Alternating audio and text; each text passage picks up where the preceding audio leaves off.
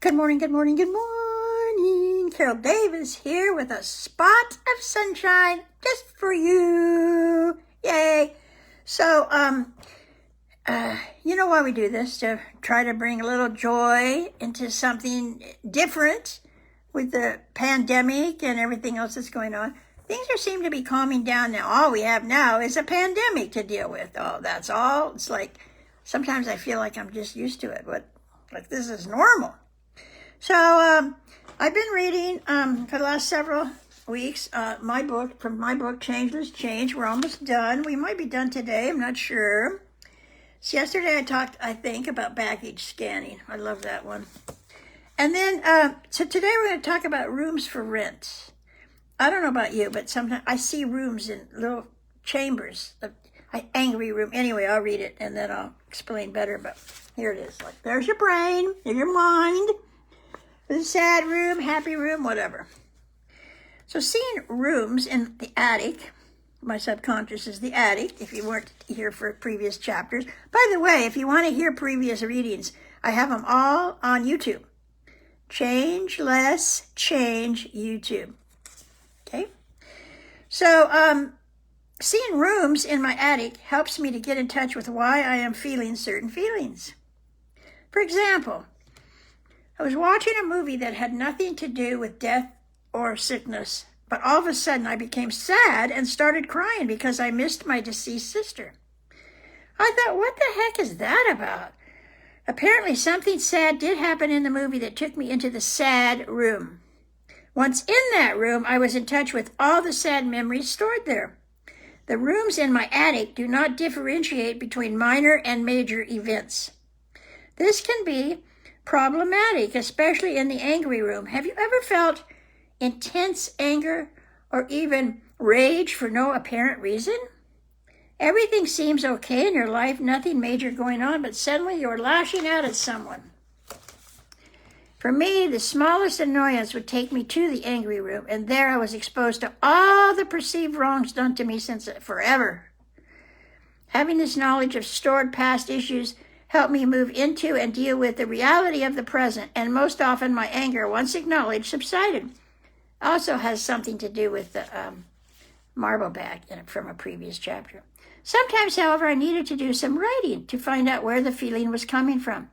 Whenever I write about my feelings, I discover something new about me that helps me be a better person. True, every time. So writing is, I call taking inventory, and I call writing and doing inventory the magic trick. Yes, I love magic. So taking my own inventory and writing on paper is a very magical tool. Yes, magic. I hope I didn't read this already. I have a feeling. Writing is like magic. Take out a piece of paper and a pen or pencil, write the old-fashioned way. Tell a story about what you found in the attic. What did it look like? How did it make you feel? Do you want to keep it or throw it away? This process is very similar to taking inventory in a business. It's a little more detailed. Well, I feel like I read that yesterday, but that's okay. There must be a reason we had to repeat it. When I write with a pen or pencil on paper, I forget technology for now. Thoughts appear that never were in my head. Writing is helpful for many reasons. Identifying my part in a situation, getting to the true source, the hidden stuff, so I will heal faster. And 3, pro and con lists help me make important decisions. And 4, just basic house cleaning, getting rid of old to make room for the new. So here's the magic trick, identifying my part in any situation. My life simply does not get any better when I am blaming others or shaming myself.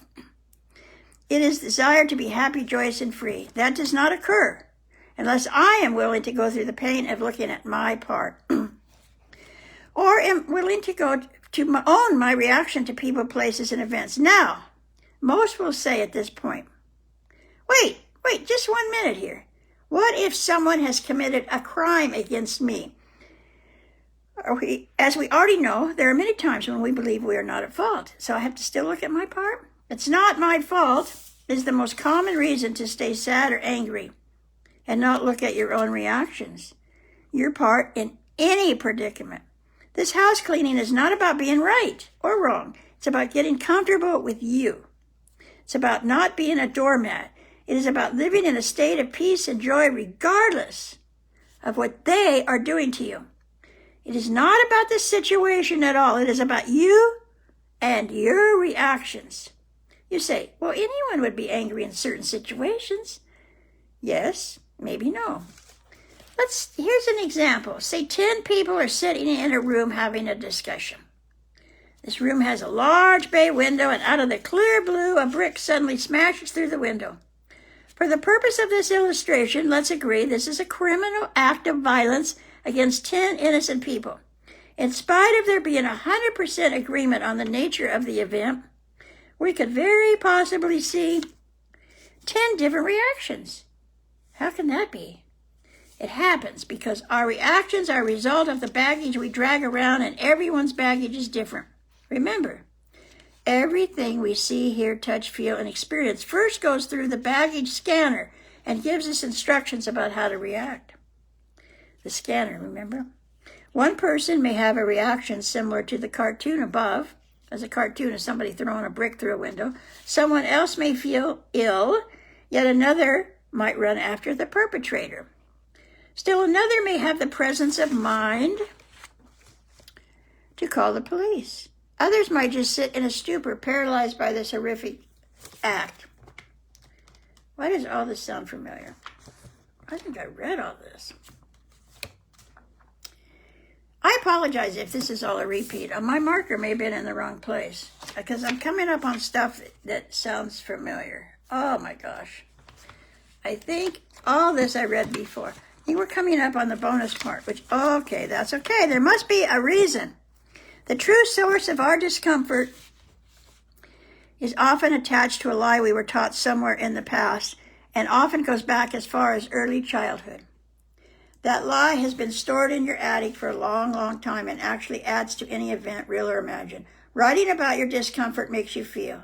If you can uncover what you when you first felt a certain way, you have uncovered a source to be dealt with.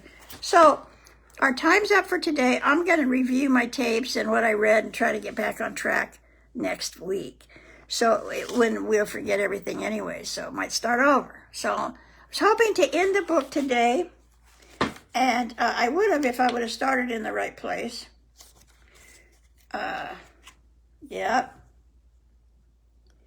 I think so. Okay, everybody. Thanks for listening. Bye.